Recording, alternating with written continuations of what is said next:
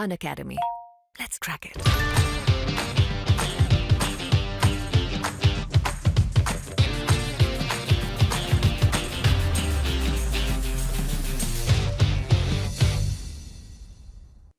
नमस्कार दोस्तों, कैसे हैं आप सब। स्वागत है आप सभी का सरकार स्टडी बेस्ड एजुकेशन में। आज के इस लेक्चर में हम पढ़ने वाले हैं एमपीपीएससी 2020 के अंतर्गत जो पाठ्यक्रम है। ठीक है, पाठ्यक्रम के हम अंदर जाएंगे आज, क्योंकि इससे पहले हम पाठ्यक्रम में क्या क्या पढ़ना है वो हमने यहाँ पर डिस्कस किया था इससे पहले वाले लेक्चर में। ठीक है, तो यहाँ पे इकाई 3 में हमको क्या क्या चीज़ें पढ़नी है, कौन कौन से टॉपिक डिस्कस करने हैं वो मैं आपको यहाँ पे बताऊँगा।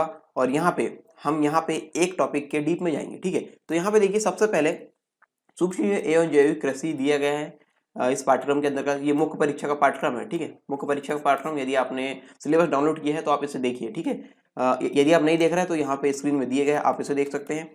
तो यहाँ पे सूक्ष्म एवं जैविक कृषि दिया गया है और कोशिका संरचना एवं कार्य, जंतु एवं पौधों का वर्गीकरण। अब यहाँ पे दिक्कत ये है कि सूक्ष्म के बारे में हम तब तक नहीं समझ सकते जब तक हम जीवन की उत्पत्ति, ठीक है, और इसके बाद हम जीवों का वर्गीकरण, ठीक है, ये सारे टॉपिक्स हम अच्छे से पढ़ ना लें, क्योंकि यहाँ पे जीवों के वर्गीकरण में हम पढ़ेंगे प्लांट के बारे में, एनिमल्स के बारे में और माइक्रो ऑर्गेनिज्म यानी सूक्ष्म जीव के बारे में। तब आगे हम यहाँ पे आएंगे सूक्ष्म जीव के अंतर्गत ये टॉपिक जो दिया गया पहला, ये पढ़ेंगे। ठीक है, तो ये क्रमबद्ध तरीके से जब हम चलेंगे तो हम जो सामान्य जीव विज्ञान है, ठीक है, जो सामान्य जीव विज्ञान है, इसके टॉपिक्स को हम बहुत ही आसानी से कवर कर पाएंगे, क्योंकि ये एक क्रमबद्ध तरीके से चलेगा तो आप भी इसे अच्छे से कैप्चर करेंगे और एक फ्लो में जब चलती है चीज़ें तो आसानी से समझ में आती है और आसानी से याद भी रहती है। तो वर्गीकरण के बाद माइक्रो ऑर्गेनिज्म में हम ये पढ़ेंगे, फिर हम सूक्ष्म जीव एवं जैविक कृषि पढ़ेंगे, फिर बाद में सेल पढ़ने वाले हैं। सेल में बहुत सारे टॉपिक्स हमको पढ़ना है और इस प्रकार से ये जो सारे टॉपिक्स हैं वो हम क्रमबद्ध तरीके से पढ़ेंगे। और जो टॉपिक्स आने वाले हैं मैं आपको लेक्चर से पहले बता दिया करूँगा। ठीक है, तो चलिए हम अब जीवन की उत्पत्ति का टॉपिक यहाँ पे शुरू करते हैं। अनअकैडमी आपके लिए लेकर आया है न्यू फुल प्लान्स, जो कि शुरू हो रहा है 1 दिसंबर 2020 से। इसमें आपको क्या फायदे होने वाले हैं, इसमें आपको मिलेगी एक हफ्ते के अंदर में 500 से ज़्यादा फ्री लाइव क्लासेस और डाउट क्लियरिंग सेशन, जो कि एमपी के टॉप एजुकेटर्स द्वारा लिए जाएंगे और ये आपको नोट्स भी प्रोवाइड करेंगे। इसमें डेली और weekly free live mock test होंगे और इसका पेपर का जो होगा एनालिसिस भी होगा और टॉप एजुकेटर्स के द्वारा यहाँ पे किए जाएंगे ये एनालिसिस। और साथ ही साथ यहाँ पे 4 डिफरेंट एग्जाम को कवर किए जा रहे हैं, MPPSC prelims, MP police constable, MP SI, MP jail पहरी। और आपको इसमें मिलेगा फ्री लाइव क्विज, 20,000 से ज़्यादा क्वेश्चन इसमें कवर किए जाएंगे सभी सब्जेक्ट को मिला करके। T20 सीरीज यहाँ पे चल रही है सोमवार से लेकर शनिवार तक, रोजाना 8 बजे 20 क्वेश्चन इसमें होते हैं। 20 मिनट के लिए आपको इस सीरीज को लगाना होता है और इसका एनालिसिस, जो पेपर इसमें होंगे, इसका एनालिसिस आपको टॉप एजुकेटर्स द्वारा उसी के बाद कराया जाएगा। स्पेशल इवेंट्स होने वाले हैं यहाँ पे और बहुत कुछ यहाँ पे फ्री प्लान्स में मिलने वाला है। तो आपको देर किस बात की है, डाउनलोड करना है अनअकैडमी का लर्निंग ऐप और आपको गोल चूज करना होगा एमपीपीएससी और व्यापम। ठीक है, एमपीपीएससी और व्यापम संबंधित आप गोल चूज कीजिए और आपको रेफरल कोड डालना है सरकार 10 रेफरल कोड डालने के साथ ही आप जो फ्री प्लान है उसके सारे वीडियोस आप अवेल कर सकते हैं और सारे वीडियोस आप देख सकते हैं, वो भी फ्री। अनअकैडमी का सब्सक्रिप्शन आप ले सकते हैं अपने अनुसार, जो अपने आप गोल चूज करेंगे। 1 महीने, 3 महीने, 6 महीने, 12 महीने और 24 महीने के अंतर्गत यहाँ पे प्लान्स है। आप अपने पसंदीदा प्लान को चुनकर आप अपने एग्जाम को क्वालिफाई कर सकते हैं। और देर किस बात की, सब्सक्राइब नाउ और लेट्स क्रैक इट। जिन टॉपिक को शुरू करना है उनके बारे में आपको बता देता हूँ। सबसे पहले हम पढ़ेंगे जीवन की उत्पत्ति, origin of life, the big bang theory के अंतर्गत पढ़ेंगे, यानी महाविस्फोट का सिद्धांत। ठीक है, जिससे जो अभी आधुनिक सिद्धांत है कि किस प्रकार जीवन उत्पन्न हुआ, ये उसके बारे में पढ़ेंगे। द बिग बैंग थ्योरी, पृथ्वी का इतिहास पढ़ेंगे, अजीवी महाकल्प में भूपटल के निर्माण के काल में और अजीवी महाकल्प में भूपटल के निर्माण के पश्चात से वर्तमान तक के काल में। ठीक है, और यहाँ पे जीवन की उत्पत्ति से संबंधित यहाँ पे संबंधित प्रमुख सिद्धांत हम देखेंगे, जैसे स्वतः जननवाद का सिद्धांत यहाँ पे है, थ्योरी ऑफ स्पॉन्टेनियस जेनेसिस, और इसके अंतर्गत जैन बैप्टिस्ट वॉन हेलमोंट के प्रयोग हम देखेंगे, यानी experiment of Jan Baptist van Helmont. Francesco Redi का प्रयोग हम इसमें देखने वाले हैं। और इसके बाद हम पढ़ेंगे जीव जननवाद, यानी थ्योरी ऑफ बायोजेनेसिस। इसके बाद ब्रह्मांडवाद, यानी कॉस्मोजोइक्स थ्योरी, रासायनिक संश्लेषण सिद्धांत अथवा पदार्थवाद, यानी थ्योरी ऑफ केमिकल सिंथेसिस और मटेरियलिज्म थ्योरी। ये 4 सिद्धांत के बारे में पढ़ने वाले। इसके अंतर्गत फिर बाद में हम पढ़ेंगे लिपिड्स के बारे में, मिलर उरे प्रयोग यानी मिलर ओरे एक्सपेरिमेंट्स के बारे में, ऑक्सीजन की क्रांति, ऑक्सीजन किस प्रकार से ब्रह्मांड में आई उसके बारे में हम यहाँ पढ़ने लगे, ऑक्सीजन क्रांति किस प्रकार से आई, ये सारे टॉपिक्स हम डिस्कस करेंगे अभी जब हम ये वीडियो खत्म होगा तब तक। टॉपिक है जीवन की उत्पत्ति यानी ऑरिजिन ऑफ लाइफ। जीवन की उत्पत्ति से पूर्व ब्रह्मांड एवं पृथ्वी की उत्पत्ति को समझना बहुत ही आवश्यक है, क्योंकि जीवन से पहले ब्रह्मांड का निर्माण हुआ, फिर उसके बाद फिर क्रमबद्ध तरीके से चलते चलते फिर पृथ्वी बनी। ठीक है, तो इसकी उत्पत्ति को समझना हमें बहुत ही आवश्यक है जीवन की उत्पत्ति समझने से पहले।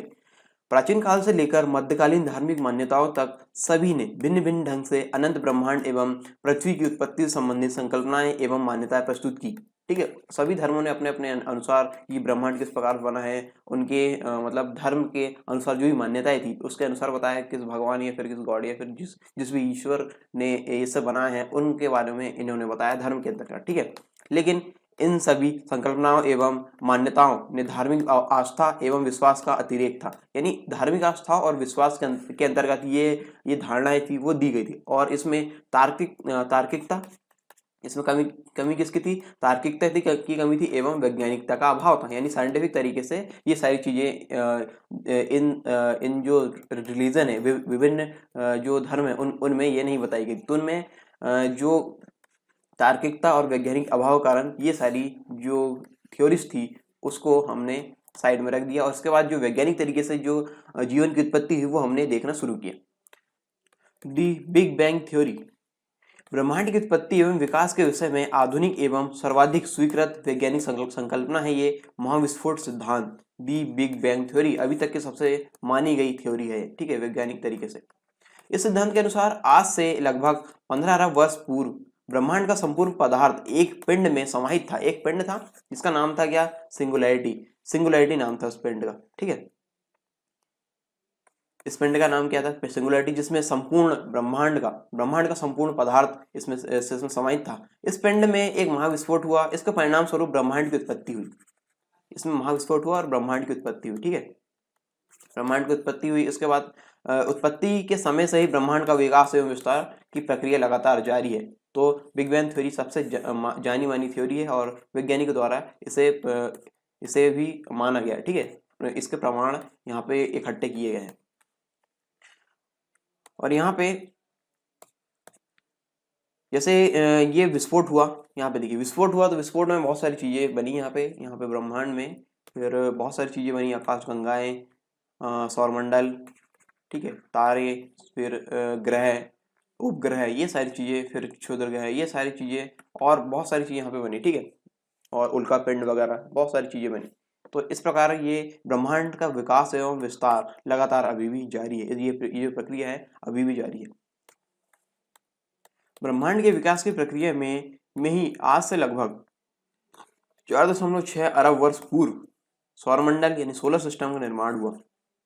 सौरमंडल, हमारे सौरमंडल में क्या क्या है, सूर्य है, सूर्य, फिर ग्रह है, ठीक है, उपग्रह है, ये सारी चीजें हैं ग्रह में।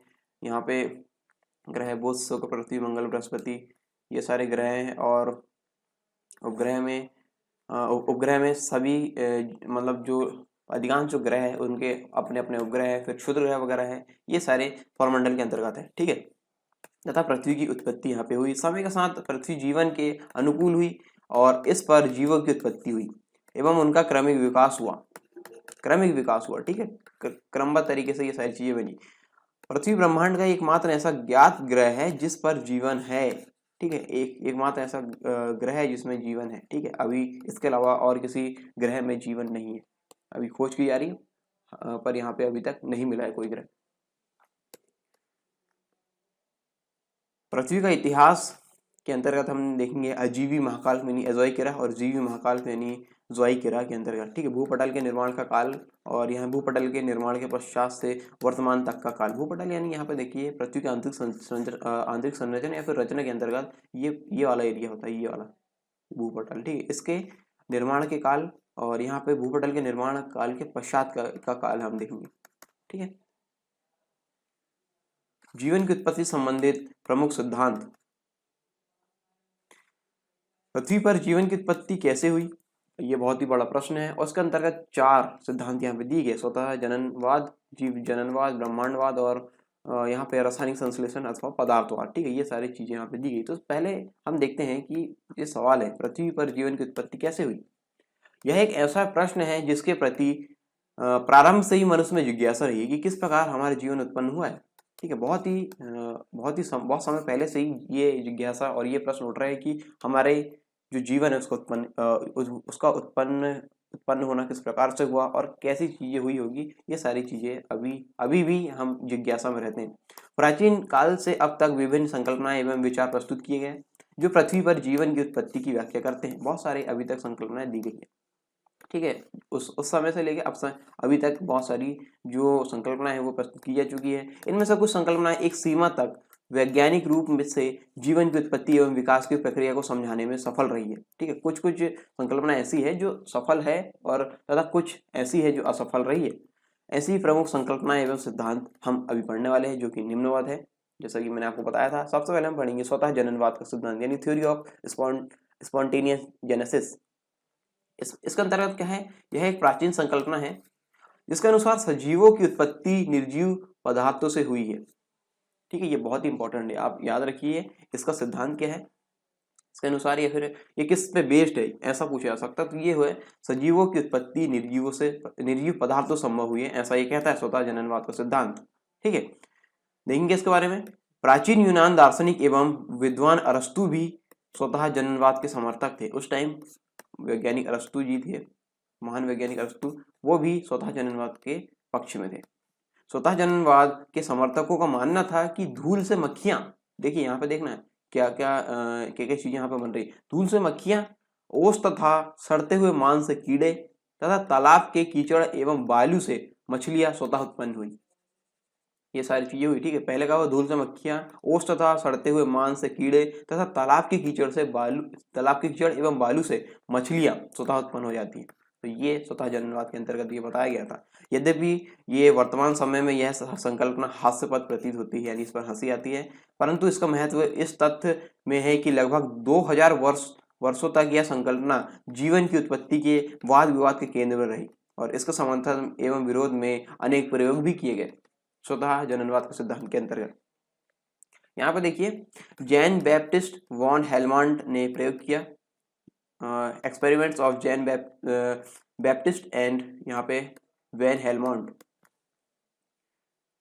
इनके प्रयोग में इन्होंने क्या किया, स्वतः जननवाद के समर्थन में 2 प्रयोग दिए और 1580 से 1664 तक ये थे और इन्होंने इसके समर्थन में अपने प्रयोग दिए।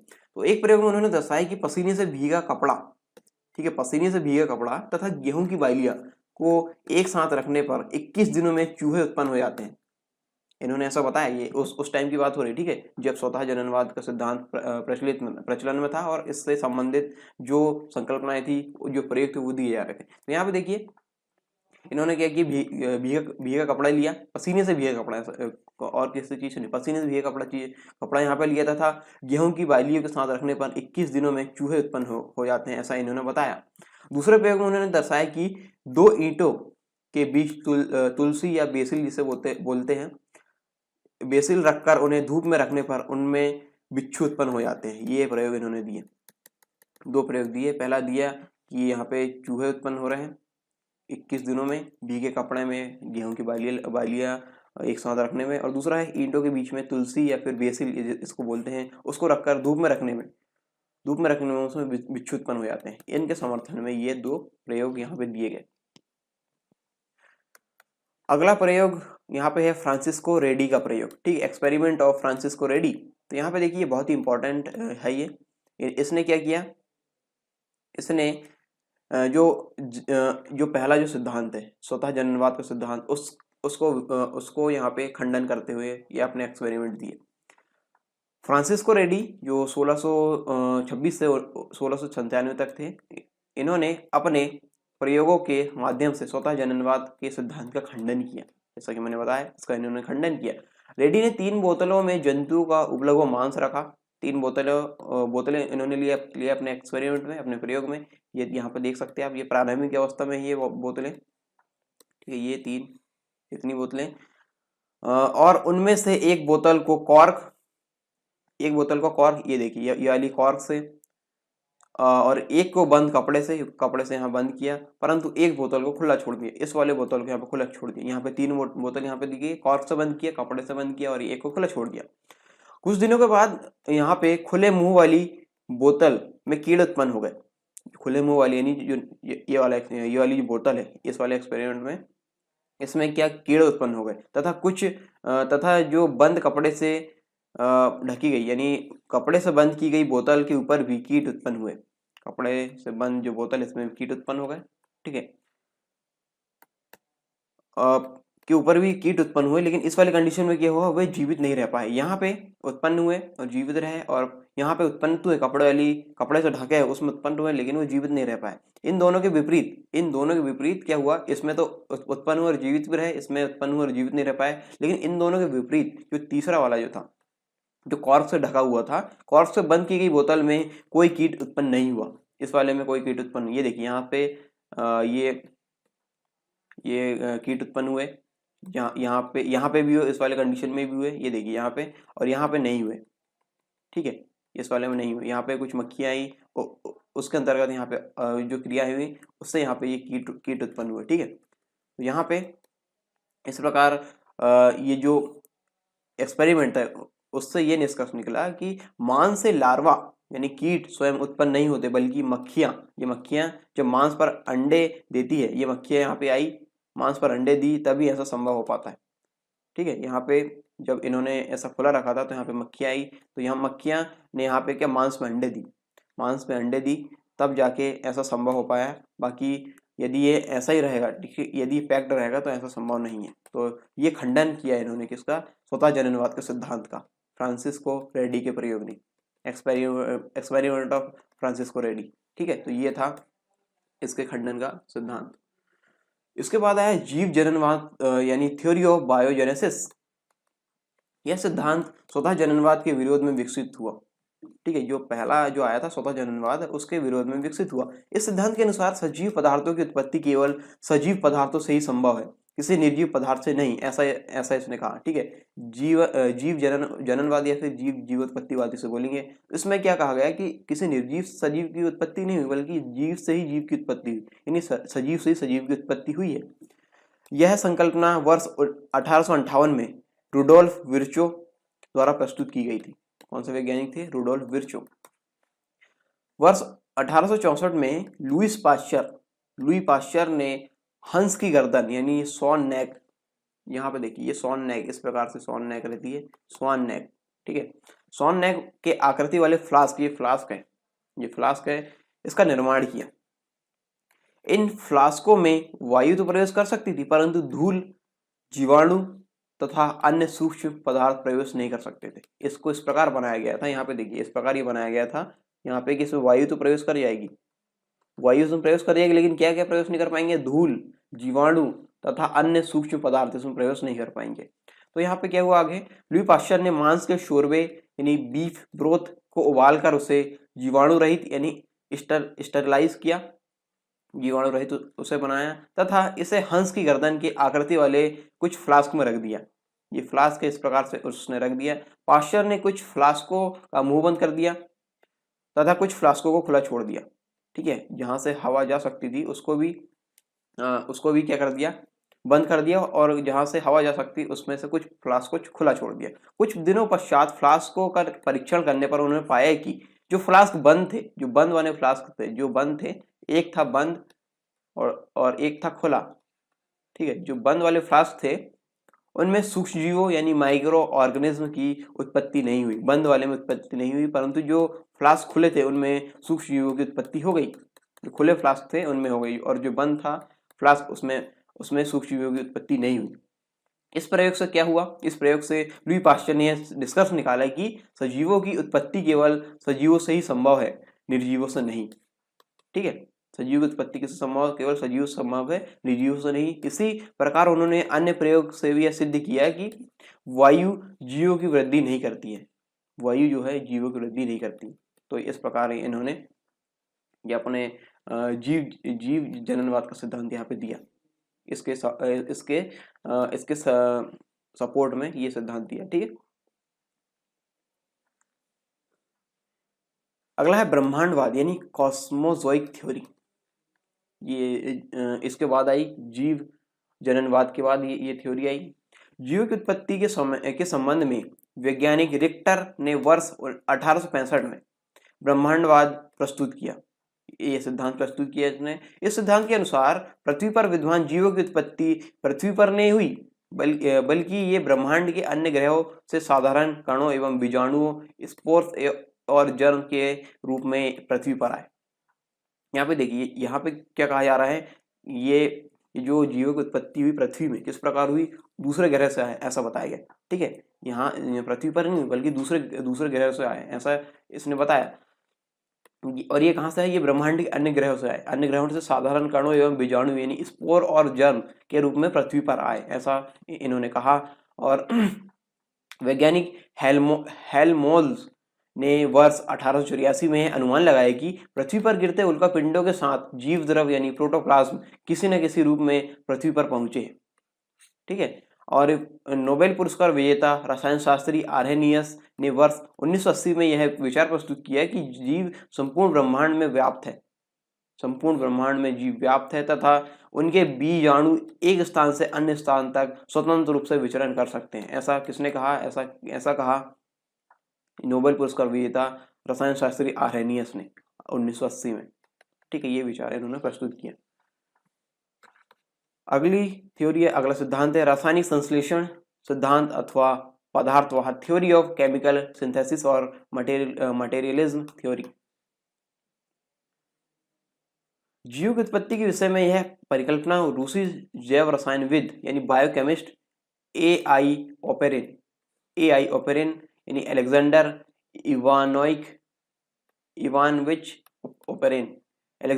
इवानोविच ओपेरिन ने 1924 में प्रस्तुत की। वर्ष है 1924। द ओरिजिन ऑफ लाइफ नामक पुस्तक में ओपेरिन ने मत व्यक्त किया कि जीवन की उत्पत्ति, बुक कौन सी थी, द ओरिजिन ऑफ लाइफ। ठीक है, इसमें उन्होंने ये मत अपना व्यक्त किया कि जीवन की उत्पत्ति मूल अथवा आदि रस यानी प्रीमॉर्डियल सूप है। ठीक है, सोप नहीं, सूप है, सोप SOAP होता है, ये सूप है, में कार्बन आधारित अणुओं के क्रमिक रासायनिक विकास के परिणाम स्वरूप हुई। लगभग इसी समय एक अन्य ब्रिटिश जीव विज्ञानी JBS हाल्डेन ने भी ओपेरिन के पदार्थवाद के सिद्धांत को प्रस्तुत किया कि इसी के समान एक जो सिद्धांत इनने प्रस्तुत किया, कौन से वैज्ञानिक थे, एस हाल्डेन ने। इसलिए इस संकल्पना को सामान्यतः ओपेरिन हाल्डेन संकल्पना भी कहा जाता है। ओपेरिन हाल्डेन संकल्पना। इस संकल्पना के प्रमुख बिंदु हैं जो निम्नवत है, हम देखेंगे इसके बारे में। पृथ्वी का वातावरण अपने विकास के प्रारंभिक चरण में अपचायक यानी रिड्यूसिंग था। इसमें ऋण आवेशों का आधिक्य था, इंटेंसिफिकेशन था तथा मुक्त ऑक्सीजन की कमी थी। यहाँ पे मुक्त ऑक्सीजन नहीं थी, मुक्त ऑक्सीजन जो थी वो यहाँ पे नहीं थी। ऐसी स्थिति में ऊर्जा के किसी बाह्य स्रोत, परावैंगनिक प्रकाश अथवा तड़ित की उपस्थिति में सरल कार्बनिक यौगिकों यानी ऑर्गेनिक कंपाउंड का संश्लेषण हुआ। किसके उपस्थिति में, यहाँ पे क्या बताया गया है, बाह्य स्रोत जैसे परावैंगनिक प्रकाश यानी यूवी रेस या फिर अथवा तड़ित की उपस्थिति में सरल कार्बनिक यौगिक का संश्लेषण हुआ यानी इसका निर्माण हुआ। सरल कार्बनिक यौगिकों के मध्य अभिक्रियाओं की श्रृंखला के परिणाम स्वरूप अधिक से अधिक जटिल यौगिकों का निर्माण हुआ, जैसे अमीनो अम्ल। ठीक, अमीनो अम्ल से मिलकर बने होते हैं फिर प्रोटीन। ठीक है, अमीनो अम्ल, फिर वसीय अम्ल, मीथेन, शर्करा, प्यूरिन्स आदि, इनका निर्माण हुआ। चूंकि जीव द्रव के निर्माण में इन कार्बनिक यौगिकों की महत्वपूर्ण भूमिका है, इसलिए ये यौगिक जीवन की उत्पत्ति का आधार बने। बहुत इंपॉर्टेंट है, ये यौगिक क्या बने, जीवन की उत्पत्ति का आधार बने। कौन कौन से, यहाँ पे देखिए, अमीनो अम्ल, वसीय अम्ल, मीथेन, शर्करा और प्यूरिन्स। ठीक है, कार्बनिक यौगिकों के संयोजन से इन यौगिकों के बहुलकों का निर्माण हुआ, जैसे शर्करा से मंड। ठीक है, शर्करा से क्या हुआ, मंड, ग्लाइकोजन व सेल्यूलोज। ग्लाइकोजन ये है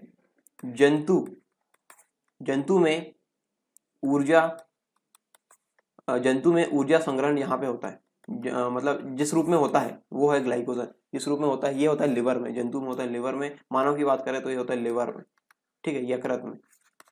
यहाँ पे ये क्या करता है, ये हमें ऊर्जा प्रदान करता है। कब, जब हमारे शरीर में भोजन नहीं होता है, ठीक है, उस टाइम पे ये संचित ऊर्जा का काम करता है। जैसे मान लीजिए कोई अनशन में बैठे हो, मान लीजिए अन्ना हजारे जी अनशन में बैठे या फिर कोई भी अनशन में बैठे हैं, ठीक है, तो वो लंबे दिनों तक बैठते हैं, तो उनके शरीर में एनर्जी कहाँ से आती है? उनके शरीर में एनर्जी आती है ग्लाइकोजन से।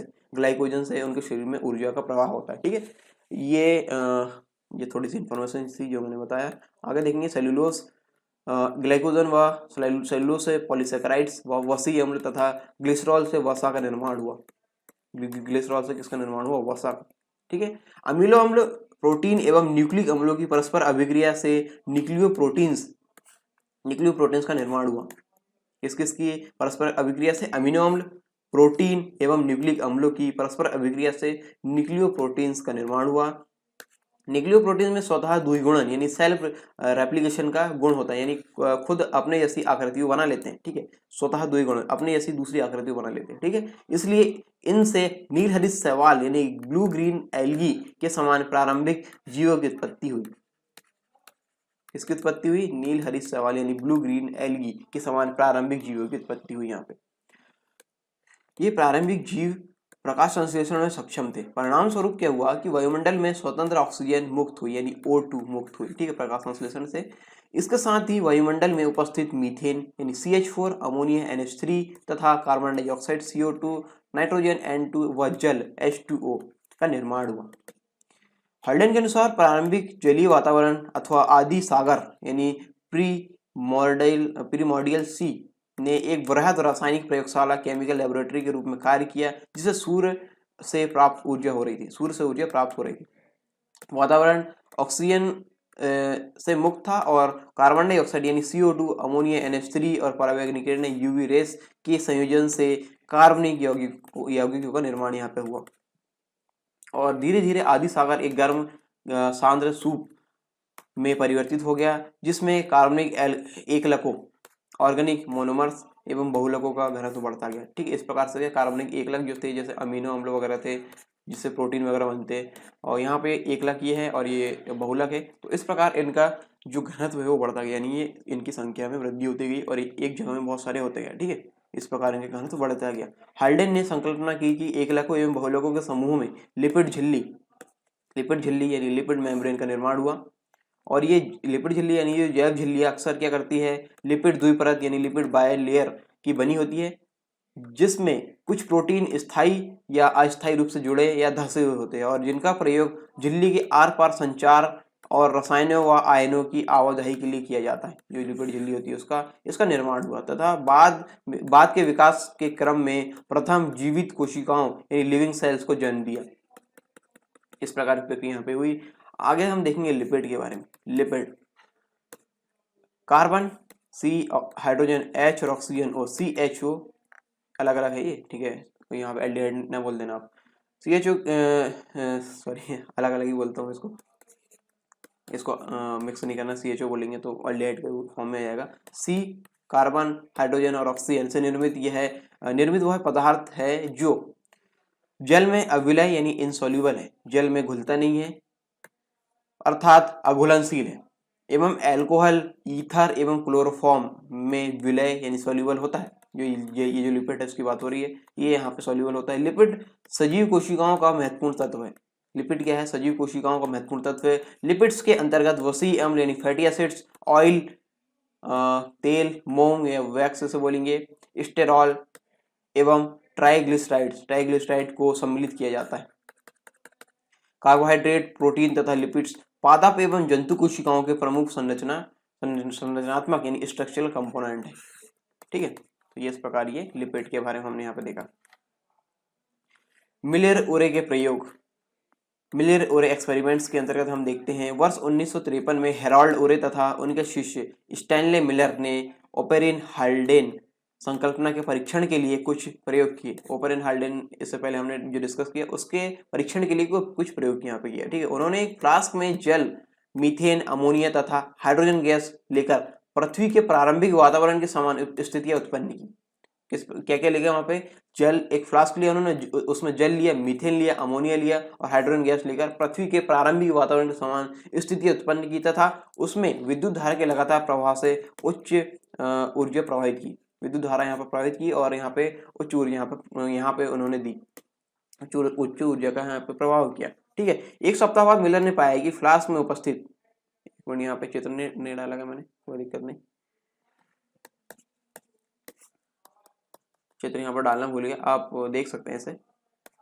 हालांकि यहाँ पे चित्र वगैरह नहीं भी हो तो मैं आपको वैसे ही बता सकता हूँ। यहाँ पर देखिए एक फ्लास्क की तो है, फ्लास्क में तो डाला उन्होंने, ठीक है, एक फ्लास्क है, फ्लास्क में जल लिया, जल मीथेन, यहाँ पे H2O लिया, यहाँ पे मीथेन लिया, ठीक है, मीथेन वगैरह लिया, अमोनिया लिया, NH3, ठीक है, हाइड्रोजन गैस यहाँ पे लिए और उसमें क्या किया, विद्युत धारा का प्रभाव किया। यहाँ पे इस प्रकार ये दो इलेक्ट्रोड रहेंगे, विद्युत धारा किस प्रकार प्रभावित होगी, एक प्लस रहेगा एक माइनस रहेगा, यहाँ पे विद्युत धारा यहाँ पे प्रभावित हुई। ठीक है, इस प्रकार ये सेटअप उनका रहा होगा। ठीक है, इस प्रकार से एक सप्ताह बाद मिलर ने पाया कि फ्लास्क में उपस्थित अधिकांश अमोनिया एवं मीथेन रासायनिक अभिक्रियाओं में उपभोग यानी कंज्यूम की जा चुकी है। ठीक है, एक सप्ताह बाद उन्होंने क्या पाया कि फ्लास्क में जो उपस्थित अधिकांश अमोनिया थी एवं मीथेन रासायनिक अभिक्रिया में उपभोग की जा चुकी है, जिसके परिणाम स्वरूप कार्बन मोनोऑक्साइड CO तथा नाइट्रोजन N2 का निर्माण हुआ। इसका निर्माण हुआ, कार्बन मोनोऑक्साइड और नाइट्रोजन का निर्माण हुआ एवं गहरे जल में गहरे रंग के पदार्थ का एकत्रण हुआ। इस प्रकार से जो फ्लास्क यहाँ पे था तो यहाँ पे एक गहरे रंग का पदार्थ यहाँ पे बना। ठीक है, इस प्रयोग से क्या हो, इस प्रयोग से उत्पन्न कुछ पदार्थों की पहचान नहीं की जा सकी। इस प्रयोग में जो भी पदार्थ उत्पन्न है उसकी पहचान नहीं की जा सकी, परंतु यह निश्चित हो गया कि इसमें कार्बनिक बहुलकों यानी ऑर्गेनिक पॉलीमर की उपस्थिति थी। यह निश्चित इसमें कर लिया गया।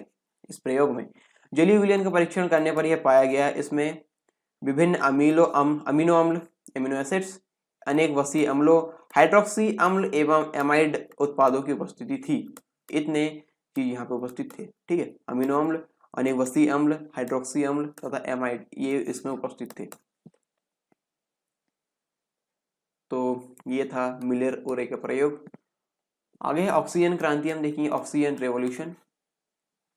संपूर्ण ऑक्सीजन का उत्पादन प्रकाश संश्लेषण यानी फोटोसिंथेसिस करने वाले जीवों के द्वारा ही किया जाता है। जो संपूर्ण ऑक्सीजन, जितनी भी ऑक्सीजन यहाँ पे है, उसका उत्पादन प्रकाश संश्लेषण करने वाले यानी फोटोसिंथेसिस करने वाले जीवों द्वारा उत्पन्न किया जाता है। जीवन की उत्पत्ति एवं विकास के एक लंबे कालखंड में प्रकाश संश्लेषी जीवों के द्वारा मुक्त की गई ऑक्सीजन से संपूर्ण वातावरण जो प्रारंभ में अपचायक था अब ऑक्सीकारक बन गया है।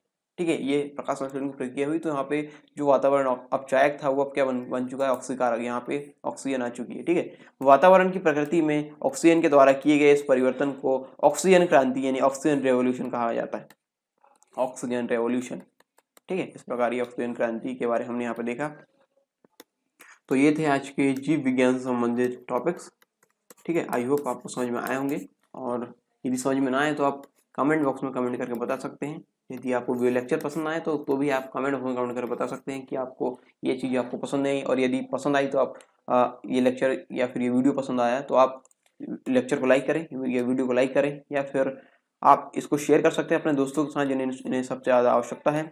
और साथ ही साथ यदि आप चैनल की मेंबरशिप लेना चाहते हैं यानी चैनल ज्वाइन करना चाहते हैं तो आप चैनल को ज्वाइन कर सकते हैं, और इसके लिए आपको कुछ प्लान्स दिए गए 199, 299 और 399 के प्लान्स हैं यहाँ पे, जिससे आप जो बाकी जो लेक्चर अभी सिर्फ ज्वाइन मेंबरशिप वालों को दिए गए यानी जिनने मेंबरशिप ज्वाइन किए उन मेंबर्स को दिए गए हैं वो भी आप देख पाएंगे। ठीक है, तो अपने अनुसार आप इस प्लान को ले सकते हैं और बाकी जो सारे जो लेक्चर्स जो लॉक किए गए हैं वो आप अनलॉक कर सकते हैं। ठीक है, तो इससे संबंधित चीज़ें आपको देखना है तो आप यहाँ पर डिस्क्रिप्शन बॉक्स में इसकी लिंक दे दी गई है ज्वाइन से संबंधित, आप उस ज्वाइन की लिंक से आप ये सारे डाउट्स अपने क्लियर कर सकते हैं।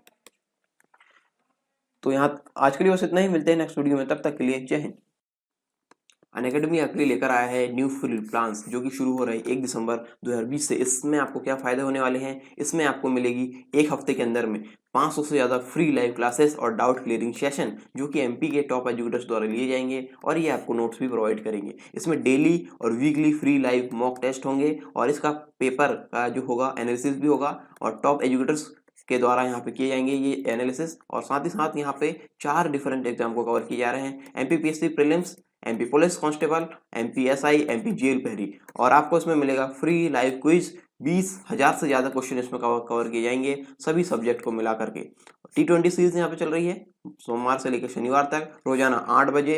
20 क्वेश्चन इसमें होते हैं, 20 मिनट के लिए आपको इस सीरीज को लगाना होता है और इसका एनालिसिस जो पेपर इसमें होंगे इसका एनालिसिस आपको टॉप एजुकेटर्स द्वारा उसी के बाद कराया जाएगा। स्पेशल इवेंट्स होने वाले हैं यहाँ पे और बहुत कुछ यहाँ पे फ्री प्लान्स पे मिलने वाला है। तो आपको देर किस बात की है, डाउनलोड करना है अनअकैडमी का लर्निंग ऐप और आपको गोल चूज करना होगा एमपीपीएससी और व्यापम। ठीक है, एमपीपीएससी और व्यापम संबंधित आप गोल चूज कीजिए और आपको रेफरल कोड डालना है सरकार 10 रेफरल कोड डालने के साथ ही आप जो फ्री प्लान है उसके सारे वीडियोस आप अवेल कर सकते हैं और सारे वीडियोस आप देख सकते हैं, वो भी फ्री। अनअकैडमी का सब्सक्रिप्शन आप ले सकते हैं अपने अनुसार, जो अपने आप गोल चूज करेंगे 1 महीने, 3 महीने, 6 महीने, 12 महीने और 24 महीने के अंतर्गत यहाँ पे प्लान्स है। आप अपने पसंदीदा प्लान को चुनकर आप अपने एग्जाम को क्वालिफाई कर सकते हैं। और देर किस बात की, सब्सक्राइब नाउ और let's crack it. Unacademy. Let's crack it.